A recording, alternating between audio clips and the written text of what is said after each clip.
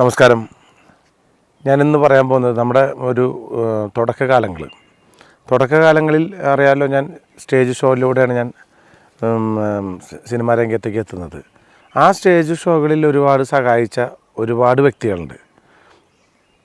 അതിന് ആദ്യം നന്ദി പറയേണ്ടത് ചാലക്കുടിയിലുള്ള യൂണിയനിലുള്ള ആളുകളും, പിന്നെ അതേമാതിരി എൻ്റെ വീടിൻ്റെ പരിസരത്തോട് ചേർന്ന് കിടക്കുന്ന ഒരു പള്ളി കനാലിൻ്റെ അവിടെ താമസിക്കുന്ന അവിടുത്തെ ജനങ്ങളുടെ മുൻപിലാണ് ഓണം കളിക്കൊക്കെ പരിപാടി അവതരിപ്പിച്ചവരനെ. പിന്നെ ചാലക്കുടി മാർക്കറ്റിലെ അമ്പ് പെരുന്നാൾ കഴിഞ്ഞിട്ട് പിന്നെ അവിടെ ഒരു എട്ടാമടം എന്ന് പറഞ്ഞൊരു ഇതുണ്ട്. ആ എട്ടാമടത്തിന് ഗാനമേളയുടെ ഇതിൽ ഗ്യാപ്പിൽ ഇൻ്റർവെല്ലിൽ മിമിക്രി കളിക്കാൻ വിളിക്കാറുണ്ട്. അന്നെന്നൊക്കെ പറഞ്ഞു കഴിഞ്ഞാൽ അധികം പൈസ ഒന്നും കിട്ടുന്നില്ല. ഞാൻ ഓരോ സ്റ്റേജുകളിൽ ചെല്ലുമ്പോഴും ഞാനിപ്പോൾ ഓർക്കാറുണ്ട് ആ ഒരു പഴയ കാലഘട്ടം. അത് ഓർക്കുമ്പോൾ തന്നെ ഒരു സുഖമുള്ള കാര്യമാണ്. അന്ന് എൻ്റെ കൂടെ മിമിക്രിക്ക് വന്നിരുന്നത് എന്നേക്കാൾ മുമ്പ് ചാലക്കുടിയിൽ നിന്നൊരു വ്യക്തി കലാഭവനിലേക്ക് വന്നിരുന്നു. ആളുടെ പേര് കലാഭവൻ ജയനെന്നാണ്. പിന്നെ അതിനോട് ചേർന്ന് കിടക്കുന്ന ഇരിഞ്ഞാലക്കുട കൊരട്ടിയിലായിരുന്നു മറ്റേ നൗഷാദ് എന്ന് പറഞ്ഞ താമസിച്ചിരുന്നു. അദ്ദേഹവും കൊച്ചിൻ കലാഭവനിലുണ്ടായിരുന്നു. അങ്ങനെ എനിക്ക് മുൻപേ ചാലക്കുടിയിൽ പരിസരത്ത് നിന്ന് പോയ രണ്ട് വ്യക്തികളാണ് ജയനും നൗഷാദിക്കും. പിന്നീടാണ് ഞാൻ ചെല്ലുന്നത്. എൻ്റെ കലാഭവനിലേക്ക് ഒരു എൻ്റർ എന്നൊക്കെ പറയുന്നത് ഇരിഞ്ഞാലക്കുട മാപ്രാണം ഹോസ്പിറ്റലിൻ്റെ ഫ്രണ്ടിൽ വെച്ചിട്ടാണ് ഞാൻ മിമിക്രിക്ക് സ്റ്റേജിൽ കയറുന്നത്. അന്ന് എൻ്റെ രൂപം ഈ ഒരു കോലത്തില്ല, വണ്ണം കുറഞ്ഞ് കറുത്ത് ഇതിനേക്കാൾ ഭയങ്കര കറുപ്പായിട്ടുള്ളൊരു കോലമായിരുന്നു. അങ്ങനെ കലാഭവൻ്റെ അല്ല, തൃശ്ശൂർ ഏതോ ട്രൂപ്പിൻ്റെ ഗാനമേളയാണ്. ആ ഗാനമേളയുടെ ഇൻ്റർവെല്ലിൽ ഞാൻ കയറി കഴിഞ്ഞപ്പോൾ ഇൻ്റർവെല്ലിൽ തുടങ്ങി അങ്ങോട്ട് കഴിഞ്ഞാൽ എന്നെ കണ്ടപ്പോഴേക്കും ആൾക്കാർ കൂവി എന്നുള്ളതാണ്. കൂവി കഴിഞ്ഞപ്പോൾ ഞാൻ പറഞ്ഞു, ഒരാളുടെ രൂപം കണ്ടിട്ട് കൂവരുത്, എൻ്റെ ഏതെങ്കിലും ഒരു ഐറ്റം കണ്ടിട്ട് നിങ്ങൾ കൈയടിക്കുക, പ്രോത്സാഹനം തരിക, അല്ലെങ്കിൽ കൂവി എന്നെ ഇറക്കിക്കോളാൻ പറഞ്ഞു. അങ്ങനെ ഞാൻ അവിടെ എൻ്റെ ഒരു ഭയങ്കര ഫേമസ് ആയിട്ടുള്ളൊരു ഐറ്റം ഉണ്ട്, അത് ഞാനവിടെ കാണിച്ചു. പ്രാസം ഒപ്പിച്ച് പറയുന്നതാണ്. അത് കഴിഞ്ഞ് പിന്നെ എനിക്ക് അവിടുത്തെ ആളുകൾ നോട്ടുമാല കൊണ്ടിട്ടു. അങ്ങനെയാണ് കൊച്ചിൻ കലാഭവനിലെ പീറ്റർ ഏട്ടൻ ഇത് കാണാണ്. എന്നോട് ചോദിച്ചു, മണിക്ക് കലാഭവനിലേക്ക് വരാൻ താല്പര്യമുണ്ടോ ചോദിച്ചു. ഞാൻ പറഞ്ഞു, എനിക്ക് ഏറ്റവും ഇഷ്ടമുള്ള കാര്യമല്ലേ, കാരണം പണ്ടേ ഞാൻ ആരാധകന കലാഭവൻ്റെ. അങ്ങനെ കൊച്ചിൻ കലാഭവനിലേക്ക് ഇൻ്റർവ്യൂവിന് പോണത്, ഇൻ്റർവ്യൂ കാർഡ് വരുന്നത് ഞാൻ ശനിയാഴ്ച ഒരു ഓട്ടോറിക്ഷ ഓടിക്കുന്ന സമയമാണ്. സ്കൂളിൽ പോക്കുണ്ട്, ഓട്ടോറിക്ഷ ഓടിക്കലുണ്ട്. അപ്പോൾ രണ്ടും കൂടിയിട്ടാണ് കൊണ്ടുനടക്കണത്. അപ്പോൾ 10ൽ സ്പോർട്സ് കോട്ടയിലും ആർട്സിലൊക്കെ ഉള്ളതിൻ്റെ കാരണം വീണ്ടും എനിക്ക് സ്കൂളിൽ പഠിക്കാനുള്ള അവസരം കിട്ടി. അങ്ങനെ ഞാൻ അവിടെ അപ്പോൾ പഠിത്തവും ശനിയാഴ്ച ഓട്ടോറിക്ഷ ഓടിക്കാൻ പോകും. അപ്പോഴാണ് എനിക്ക് കാർഡ് വരുന്നത്. ഞാൻ നോക്കിയപ്പോൾ കൊച്ചിൻ കലാഭവൻ ഇത്രാം തീയതി ഇത്ര മണിക്ക് ഓഫീസുമായി ബന്ധപ്പെടുക എന്ന് പറഞ്ഞു. അങ്ങനെ നേരെ ഓട്ടോറിക്ഷ ഒന്നും നോക്കാൻ പോയില്ല. അവിടെ ഒരു വേലായുധൻ ചേട്ടൻ്റെ വർക്ക്ഷോപ്പ് എന്നാണ് വർക്ക്ഷോപ്പുണ്ട്. ആ വർക്ക്ഷോപ്പിൻ്റെ സൈഡിൽ ഒതുക്കി നേരെ കൊച്ചിൻ കലാഭവനിലേക്ക് ചെന്നു. അങ്ങനെ എന്നെ കലാഭവനിൽ ഞാൻ കാല് വെച്ച് കയറി, എന്നെ കണ്ടു, പറഞ്ഞു ഇത്ര നമ്പർ റൂമിലിരിക്കാൻ പറഞ്ഞു. ഞാൻ അവിടെ ചെന്നു. KS പ്രസാദ്, അൻസാർക്ക, നാരായണൻകുട്ടി, പിന്നെ കലാഭവൻ റഹ്മാൻ, അങ്ങനെ മൻസൂർ, അങ്ങനെ കുറേ ആളുകൾ എന്നെ ഇൻ്റർവ്യൂ ചെയ്യാതിരിക്കുകയാണ്. ഞാൻ ആദ്യമായിട്ടാണ് ഒരു ഇൻ്റർവ്യൂവിന് ഒരു ഓഫീസുമായിട്ട് ബന്ധപ്പെടുന്നത്. എന്നോട് ചോദിച്ചു, എന്തൊക്കെ ശബ്ദം എടുക്കും എന്ന് വെച്ചു. എനിക്കങ്ങനെ മിമിക്രി ശബ്ദാനുകാരൻ എനിക്കറിയില്ല എന്ന് തോന്നുന്നു. പിന്നെ എന്തൊക്കെ ചെയ്യാം, ഞാൻ കുറച്ച് അനിമൽസിനൊക്കെ അനുകരിക്കും, എന്നാൽ എന്തെങ്കിലും ഒരു ശബ്ദം എന്ന് പറഞ്ഞു. അങ്ങനെ അവർ എൻ്റെ അടുത്ത് എന്തെങ്കിലും ശബ്ദം എടുക്കാൻ പറഞ്ഞപ്പോൾ ഞാനൊരു കോളിംഗ് ബെല്ലിൻ്റെ ശബ്ദം എടുക്കാമെന്ന് പറഞ്ഞു. അങ്ങനെ ഞാനൊരു ഇലക്ട്രോണിക് കോളിംഗ് ബെല്ലിൻ്റെ ശബ്ദം ആദ്യമായിട്ട് കേൾപ്പിക്കണം.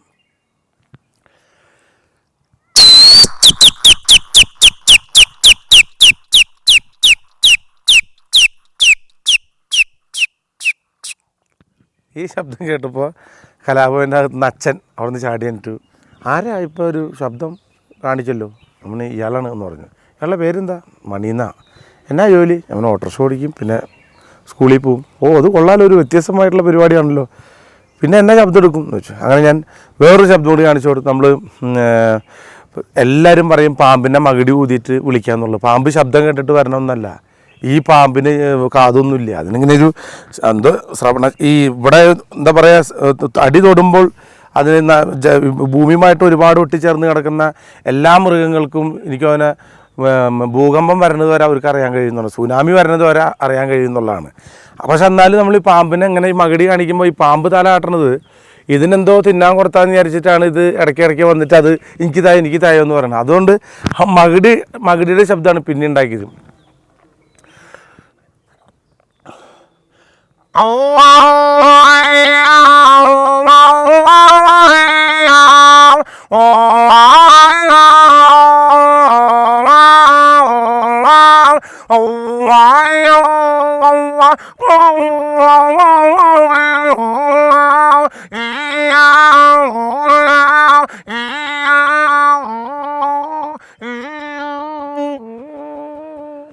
ഇതാണ് മകിടിയുടെ ശബ്ദം.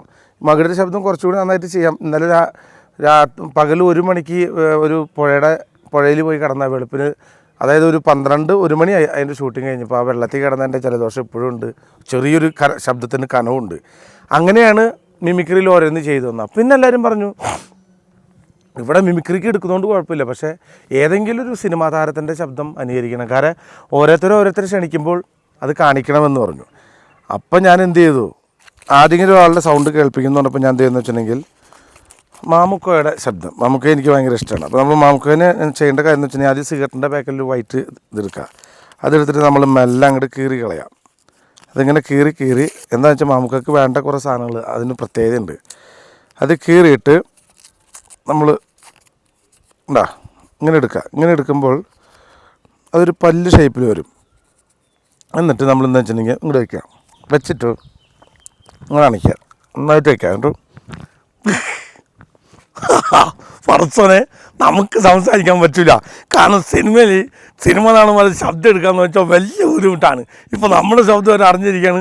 അസ്സലാമു അലൈക്കും. വലൈക്കും സലാം. ബാലകൃഷ്ണ കൊച്ചു കള്ള അതിൻ്റെ മോനെ മനസ്സിലായിടാ. ഇങ്ങനെയാണ് നമ്മൾ മാമുക്കോയെ കാണിക്കേണ്ട കാര്യം. കണ്ട, വളരെ സിമ്പിളായിട്ട് ചെയ്യാൻ പറ്റില്ലേ?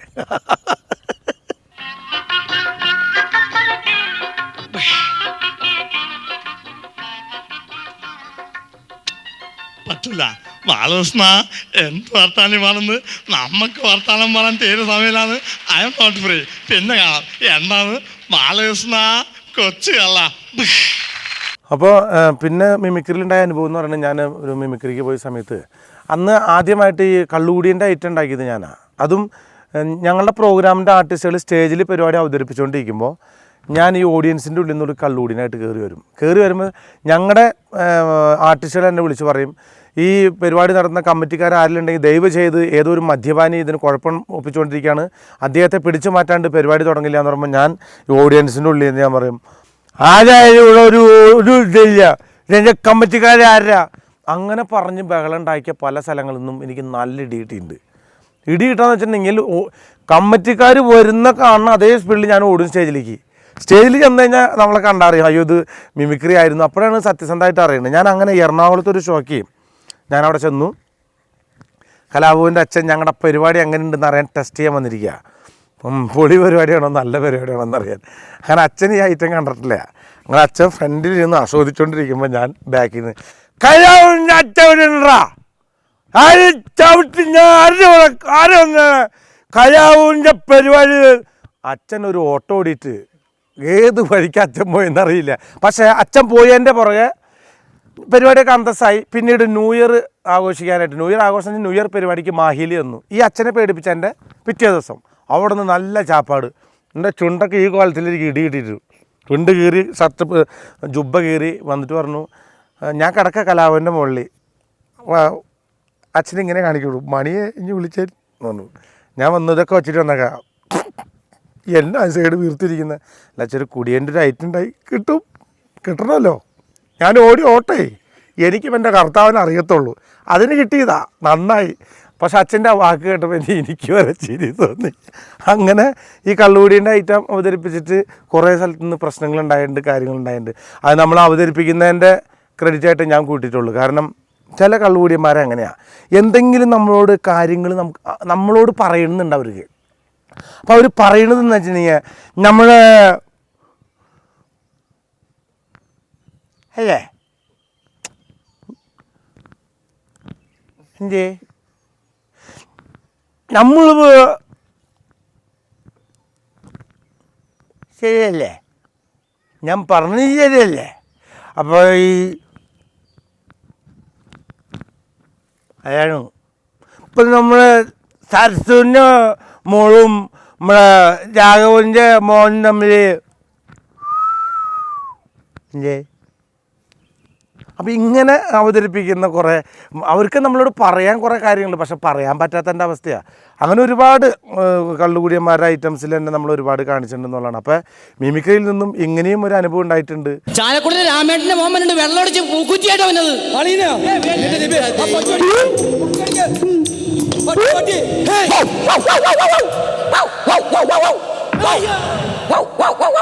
നിന്റെ അടുത്ത് ആരാ പട്ടീനെ കല്ലെടുത്ത് തൂക്കാൻ പറഞ്ഞ? അളിയൻ പട്ടി അളിയൻ വന്നപ്പോ പട്ടി എങ്ങനെ കടിച്ചാലെന്ന് വെച്ചാൽ കല്ലെടുത്ത് ഓടിച്ചല്ലേ. എടാ ഇവിടെ ആ പൈപ്പില് വെള്ളമില്ലാത്തപ്പോ ആ പട്ടിയല്ലേ പാത്രം നക്കി വൃത്തിയാക്കി വെക്കണേ?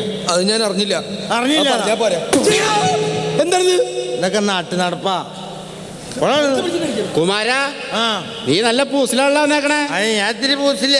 എന്താടാ കല്യാണ വീടായിട്ട് ഇങ്ങനെയാണ് വന്നെ?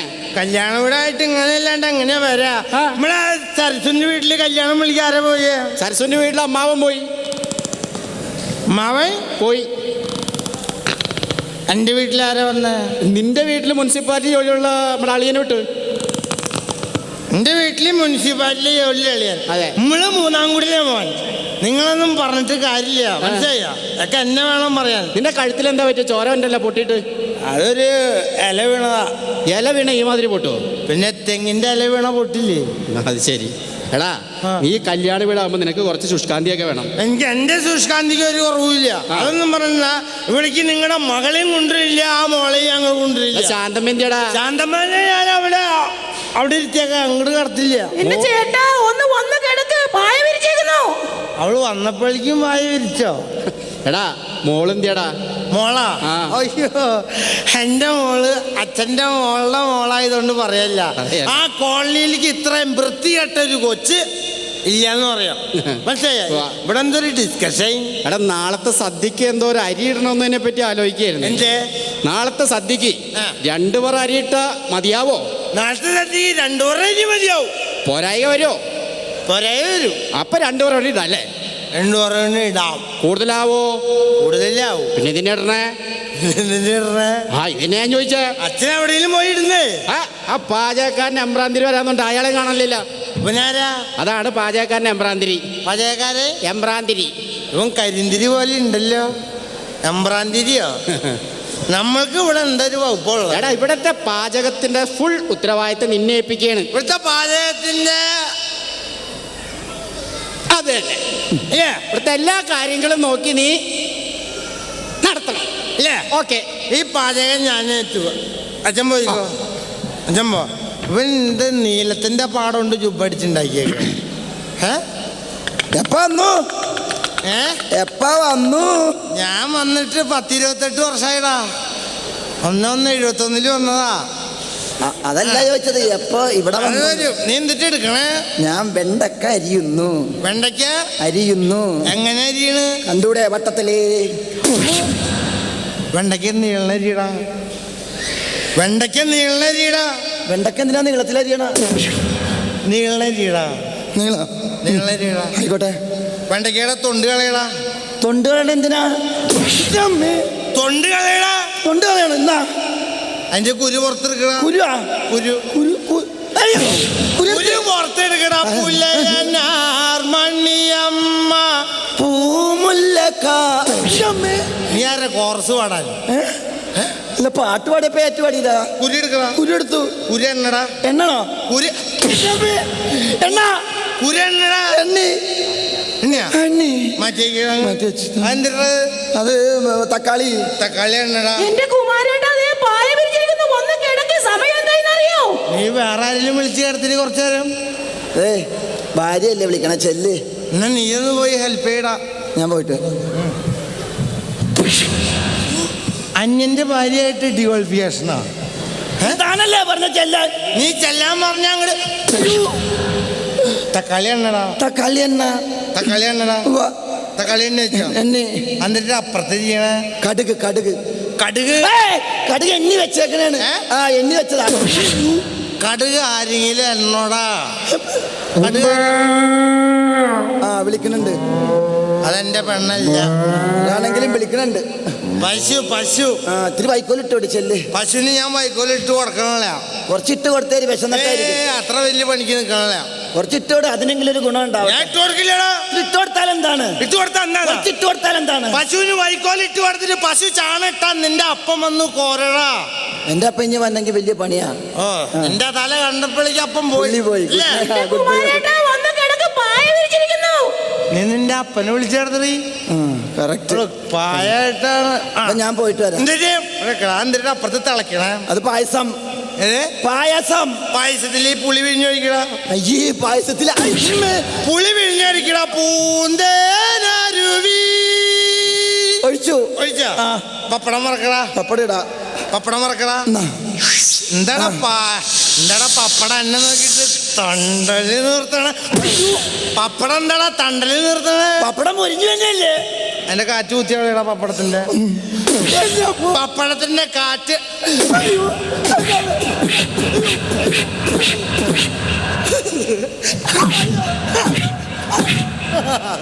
ഇപ്പോഴാണ് കല്യാണ വീട്ടില് അളിയന്റെ ഒരു സ്ഥാനം കിട്ടിയത്. കൊറേ നേരമായി പന്നി എണ്ണ തുടങ്ങിയിട്ട്.